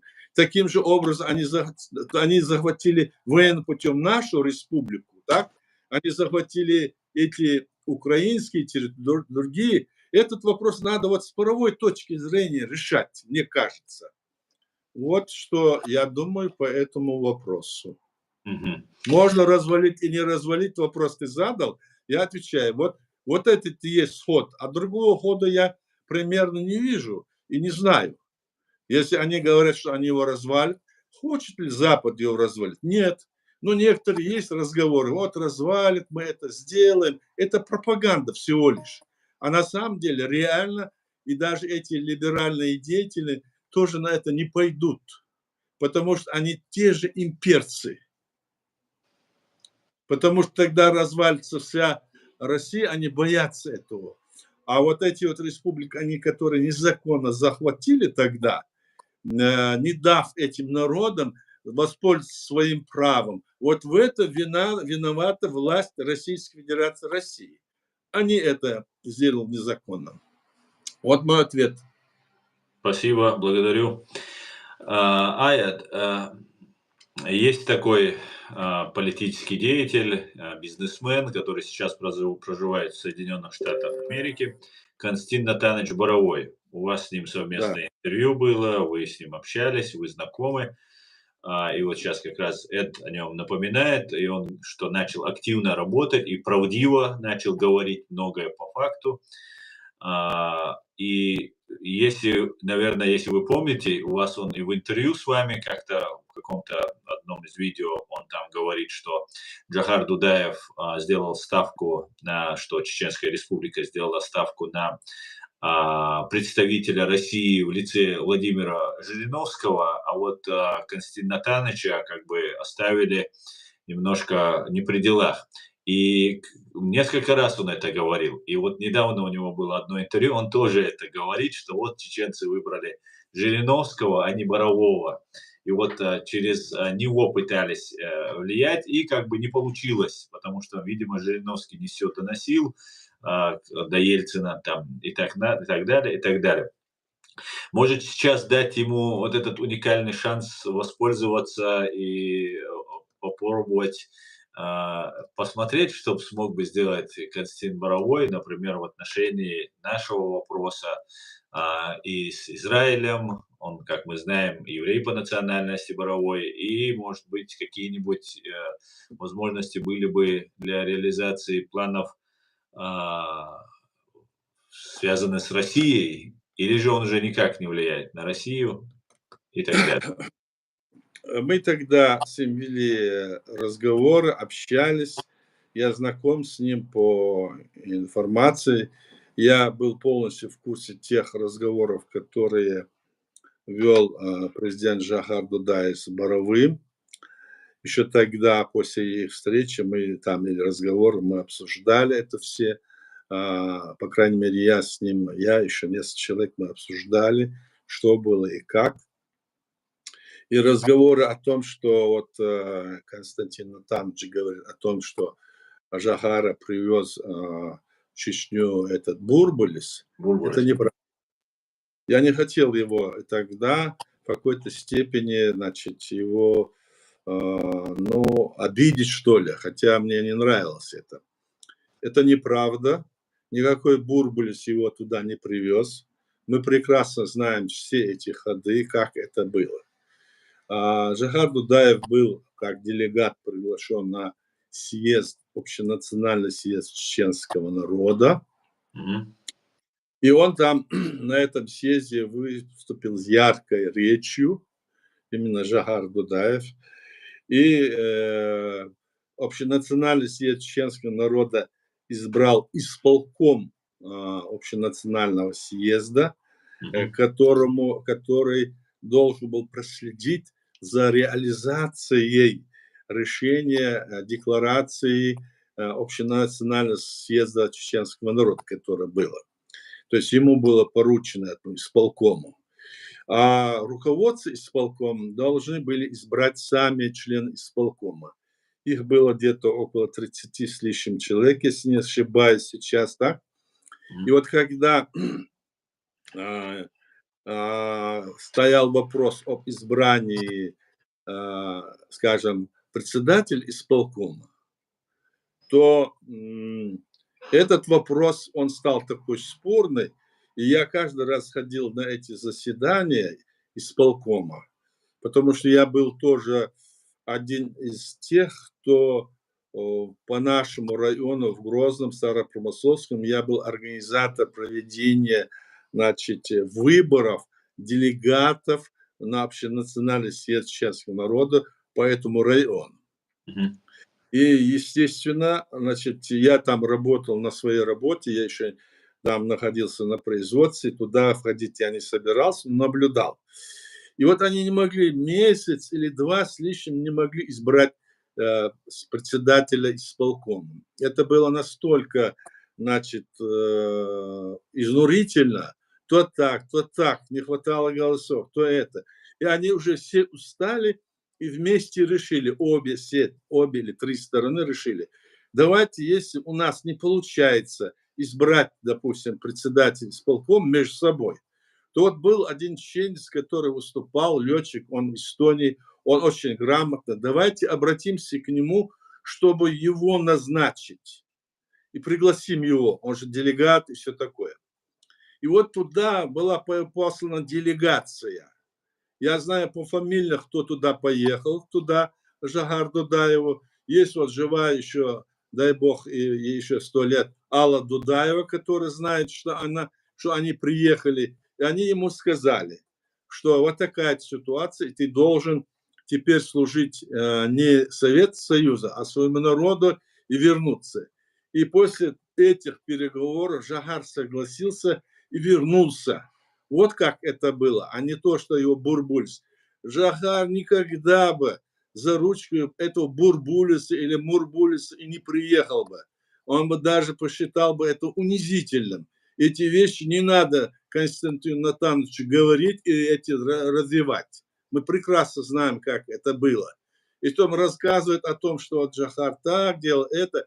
А вы-то откуда знаете? Мы же сами знаем это, что было у нас. Вы даже не в курсе, что у нас происходит, Константин Натанович.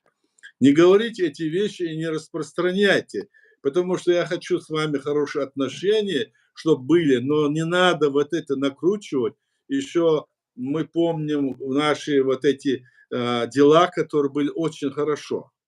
Все, что было, мы прекрасно знаем. И вот это вот распространять и говорить, и не сходить с этой линии, наверное, вы не совсем в курсе всех этих событий. И таким образом, Жириновский приглашен был потому, что другие деятели, там было послано, хотели и других пригласить, но только Жириновский приехал. Никаких, мы знали, что не только Жириновский, все они были членами КГБ. Возможно, даже и вы, Константин Натарович, имели с ними хорошие отношения. Не надо это говорить. И здесь вот то, что мы на Жириновском. Жириновский, другой, мы приглашали, потому что мы хотели установить дружеские отношения с Россией, мирные, равноправные. Только лишь поэтому. Поэтому Жириновский был. Даже есть вот видео, где мы вот сидели рядом, вот, когда была вторая годовщина, где выступали все, и в том числе и я, и говорили о той ситуации, которая есть, и что мы хотим, чтобы мир наступил между нашей страной, которая создана была раньше, чем это Российская Федерация России. Поэтому вот что я отвечу тем, кто это говорил. Я сам хотел об этом сказать, но кто-то, вот вы задали мне вопрос, я хотел отдельно об этом сказать, потому что я слышал эту передачу, видел ее сам. Так что вот такой ответ.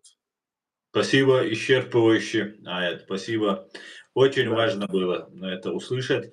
И знаете, вот этот диалог, который состоялся есть такой российский пропагандист с еврейской фамилией Гольденцвайг, по-моему, его фамилия, такой сторонник человека-ненавистнической идеологии русизм, который оскорблял чеченский народ, общаясь с Константином Натановичем, оскорблял чеченский народ, фактически обвинял нас всех в бандитизме, в терроризме, в каком-то каратизме и так далее, и так далее.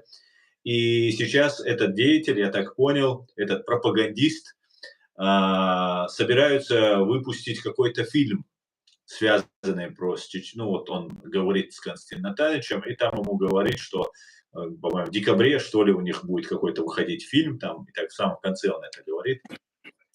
И в связи с этим хотелось бы тоже, ваше мнение услышать.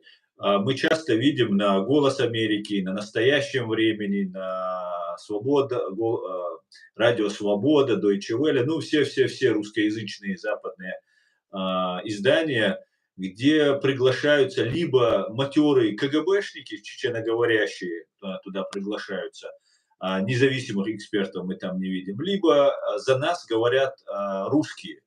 И у меня каждый раз, когда за нас о нашей проблеме, чеченской проблеме говорят русские, у меня всегда возникает такая аналогия интересная с нацистской Германией.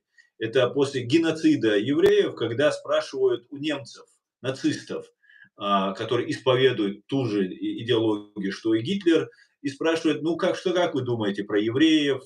И вот какой-нибудь добрый правозащитник-нацист рассказывает про евреев, которые, ну так-то они неплохие, ну да, немножко заслуженно, конечно, их в печать сжигали, ну так-то они, ну, если бы они были бы нормальными гражданами Германии, мы бы их не сильно бы обижали. Вот так приблизительно это слышится. Почему так происходит? Неужели нету чеченца, независимого эксперта, если даже не брать президиум, власть чеченского народа, ну, других каких-нибудь чеченцев, которые можно было бы спросить хотя бы раз, почему так происходит? Почему такое вопиющее пренебрежение журналистской этикой?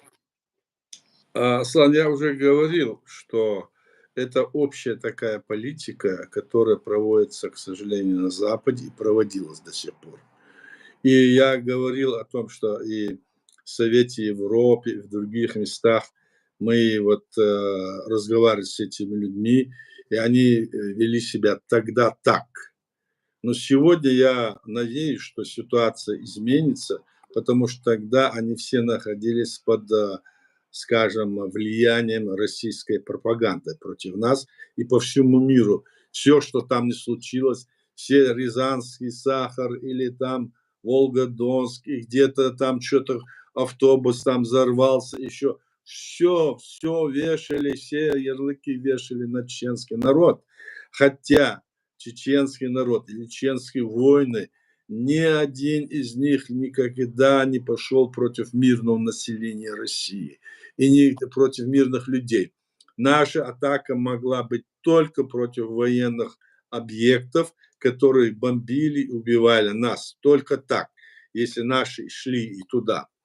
Поэтому тогда России свободно удавалось этот вопрос, это клеймо на нас навешивать.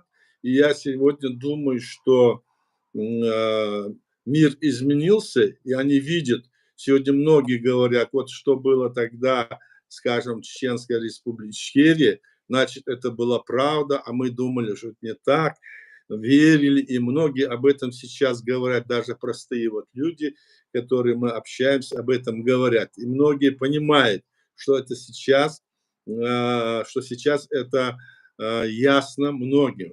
И мы надеемся, вот, что наши передачи, других передач будут вот разъяснять эти ситуации.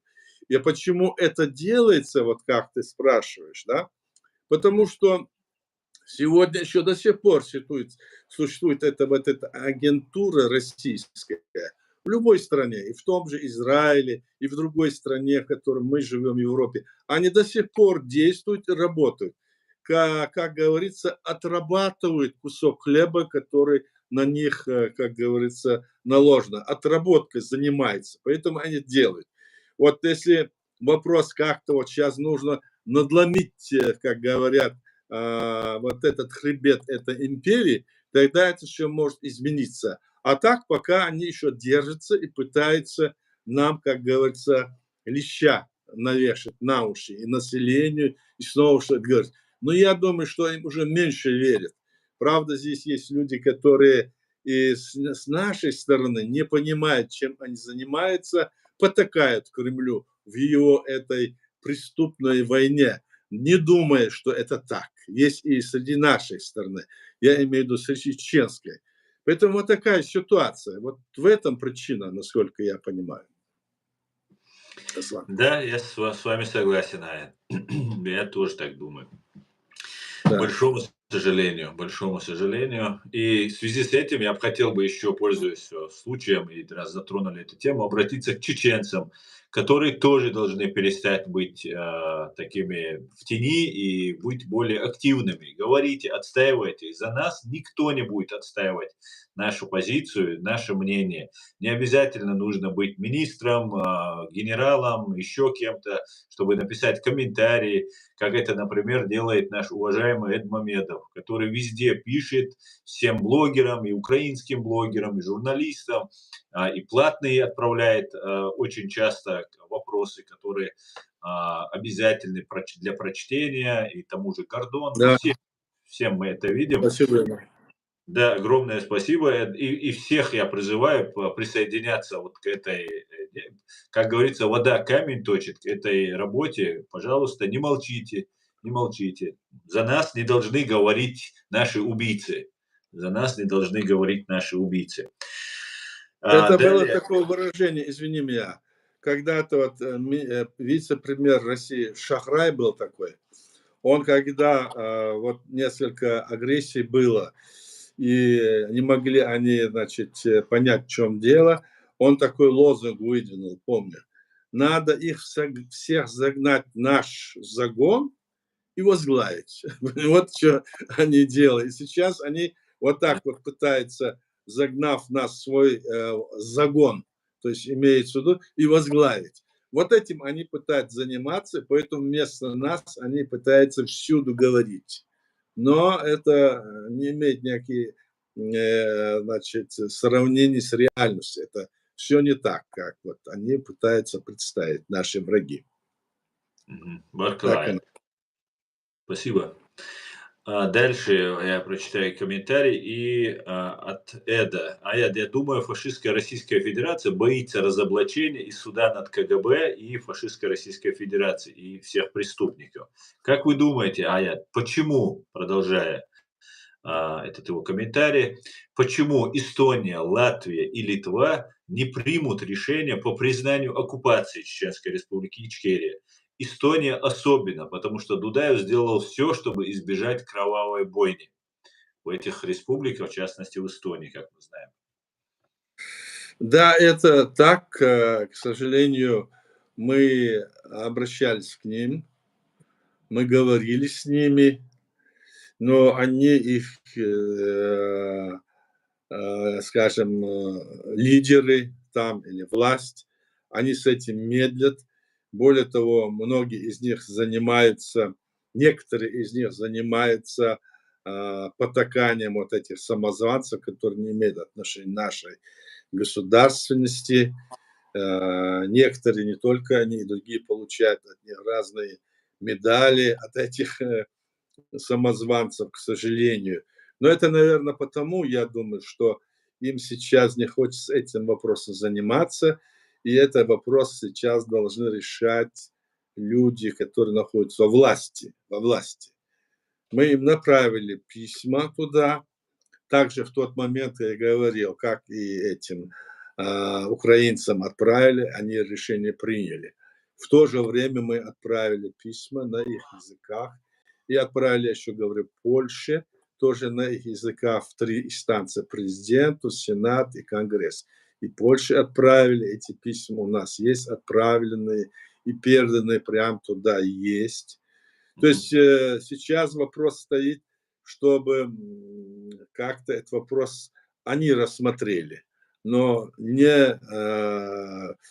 не можем второй раз, не то, что не можем, мы постоянно вот общаемся с поляками, с другими, значит, людьми, представителями этих стран, и эти вопросы мы поднимаем, но до сих пор никаких подвижений нет, но мы над этим работаем, собственно говоря, пытаемся эти вопросы поднять и решать. Так что вот такая ситуация. Мгм. Эстония малочисленная. Спасибо. Эстония молодцы. Спасибо большое, говорит Викториус. Так. а, Какие тут комментарии? Всех приветствую. Алейкум ассалам. Зурзук. Скандал. Всех, кто вошли. Машдой, Шайдыша. Так.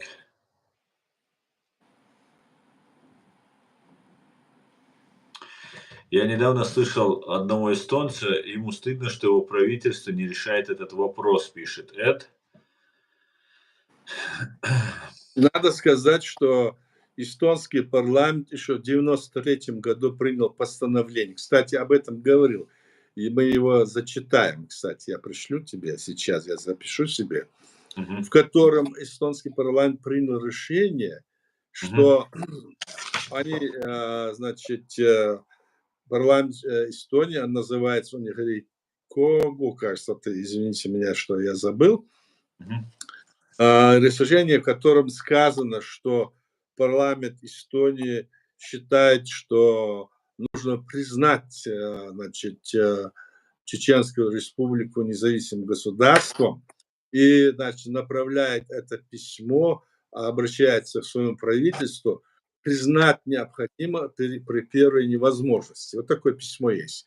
Это письмо я вот пришлю, в следующий раз мы это покажем, что это письмо есть тоже. Супер, я его везде опубликую тоже. Хорошо. Отлично. Мгм. Если Соединенные Штаты приняли бы какое-нибудь принципиальное решение по этому вопросу, Соединенные Штаты, хоть и совершают иногда какие-то неверные, на наш взгляд, какие-нибудь действия, всегда находят потом верное решение. Как кто-то из их президентов как-то сказал, что Америка испробует все неверные сперва способы и потом найдет верное решение. Но самое главное, она ищет это решение. Как вы думаете, вот если сейчас произойдут события, которые помогут восстановить территориальную целостность Украины и привлечь к ответственности преступников из фашистской Российской Федерации, Америка нас признает? Буду вас Будем пытать этим надеяться, вопросом. будем надеяться на это.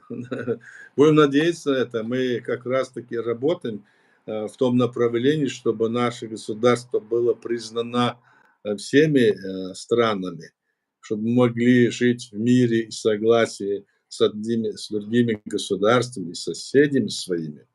Это важно для нас, это важно для сохранения стабильности на Кавказе, потому что это важно для того, чтобы мы могли свободно общаться с другими, скажем, территориями мира, чтобы могли общаться во всем мире, чтобы могли приезжать и учиться, наши дети могли в западных странах, и чтобы могли поднять уровень, скажем, политической, научной, технической, во всех отношениях, чтобы поднять, скажем, уровень нашего народа, скажем, развитие нашего народа в современных условиях. Наш народ очень древний народ, но чтобы в современных условиях, вот в течение вот этих войн, с образованием, с институтами, с другими, конечно, это стало гораздо ниже стал уровень образования людей. Потому что главное, что там делается, это делается таким образом, потому что в этих условиях невозможно как-то вот развиваться на уровне, потому что там мы видим, как это делается, что там происходит. Там очень жесткий режим, который навязал Кремль, как и по всей России, наша территория стала как бы полигоном для этого. Поэтому мы сожалеем это и хотим, чтобы ситуация там изменилась. Вот о чем идет речь. Эд обращается к эстонцам и зачитаю его комментарий тоже. Если вас слушают эстонцы, попробуйте обратиться к своему правительству. Народ знает, что для вас эстонцы сделал Джохар Дудаев. Многие жизни были спасены. Спросите своих депутатов, почему они медлят. И присоединяюсь к комментарию Эда и прошу всех эстонцев, израильтян, литовцев, латвийцев, всех, друзья. Это Поляков, другие страны, да. все, от поляков, всех, обращаться к своим властям, писать об этом. Это очень, да, вам может показаться это каким-то, ну, таким незначительным делом. Для нас это будет колоссальная просто поддержка, очень важная поддержка. И мы все будем вам благодарны, и чеченский народ вас не забудет. Вы будете Это вписаны. и есть, кстати, извини меня, это и Да, есть, кстати, процесс общей борьбы. да. Это не только нас касается, это касается вообще решения всей проблемы и соблюдения норм международного права, прав человека. Если где-то что-то там видно, что это не делается, это не должно быть так. Поэтому это не только чеченского народа касается, а касается тех, кто это подымет. Но есть, видимо, там, как и тогда, я помню, есть какие-то вот опасения, что вот что-нибудь это как-то нельзя дразнить медведей и все такое. Но сейчас это уже барьер должен быть преодолен, иначе медведь все равно заскочит к нам, если мы не будем все вместе не подымемся. Вот так я думаю. Да, совершенно верно. Медведь свое истинное, свое Да-да, рыло открыл и идет уже открыто. Они уже ничего не скрывают, прямо уже называют вещи своими именами, и поэтому да-да. страны Балтии и Польши следующие после Украины, если Украина, не дай бог, не выстоит. Хотя она, Украина конечно, выстоит обязательно. выстоит. Украина нет хода, кроме победы. Дай Аллах. Дай бог, дай бог. Да. Дай бог. Так, друзья, напоминаю вам, вы можете задавать вопросы, и я их зачитаю в прямом эфире. Также всем, кто пишет здесь в ТикТок, и те, кто пишет в Телеграм, тот, кто у нас там присутствует.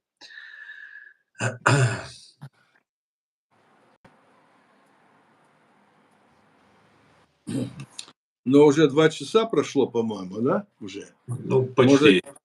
да, Да, можно можно заканчивать. заканчивать. Да, в принципе, вопросы, я думаю, было очень интересно. В принципе, очень хороший сегодня, хороший Да-да. стрим получился. Давайте закончим, Аят. Давайте, давайте. Благодарю всех, кто принимал участие, кто задавал вопросы, всех, кто смотрел, поддерживал, ставил лайки. Вот нас почти 5000 смотрят в YouTube, но 33 всего было поставлено лайков.